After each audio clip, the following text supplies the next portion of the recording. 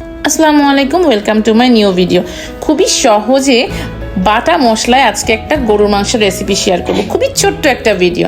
প্রথমেই সব বাটা মশলাগুলো নিচ্ছি, পেঁয়াজ বাটা, আদা রসুন বাটা আর শুকনো মরিচ বাটা, সাথে জিরা গুঁড়া আর হলুদের গুঁড়া নিচ্ছি। 2টা তেজপাতা দিব এর সাথে, দিয়েছি স্বাদ মতো লবণ। আর ঘরে যা যা মশলা ছিল, এলাচ, দারচিনি, ধনিয়া, জিরা আর শুকনো মরিচ দিয়ে এবারে দিয়ে দিয়েছি মাংসটা। এখানে আমার আধা কেজির মতো মাংস ছিল। সব কিছুকে খুব ভালো মতো মেখে নিয়েছি। আরেকটা কথা, আমি কিন্তু রান্নাটা সরিষার তেলে করছি। প্রথমে কড়াইতে বা প্রেশার কুকারে আমি সরিষার তেল দিয়ে নিয়েছিলাম।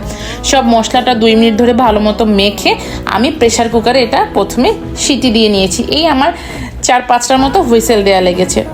যখনই হুইসেল কমপ্লিট হয়েছে, ভাপটা যখন একা একাই রিলিজ হয়েছে, ঠিক সেই সময় আমি এটা কড়াইতে ট্রান্সফার করে নিয়েছি। বাস বাড়তি পানিটা শুকিয়ে নিলেই তৈরি হয়ে গেল।